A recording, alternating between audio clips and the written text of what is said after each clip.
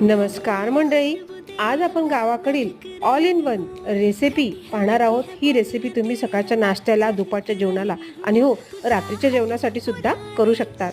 तर इथे मी गव्हापासून बनवलेल्या शेवाळ्या घेतलेल्या आहेत। तर एका पातेल्यात मी 1 तांब्याभर पाणी खळखळ उकळून घेतलं होतं। त्यानंतर ह्या शेवाळ्या मी त्यामध्ये टाकून घेतल्या। या गव्हापासून बनवल्या असल्यामुळे या खूपच पौष्टिक आहे आणि नूडल्सपेक्षाही या चवीला खूपच छान लागतात। तर 5 ते 7 मिनटं मी यांना शिजवून घेतलं। त्यानंतर चाळणीमध्ये मी यांना काढून घेतलं।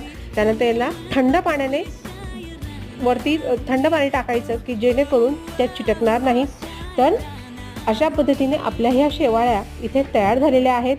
आणि त्यानंतर इथे मी दूध टाकून घेतलेलं आहे। त्यानंतर इथे मलई आहे आणि साखर आहे आणि साजूक तूप टाकून तुम्ही ही शेवाळ्या खाऊ शकतात।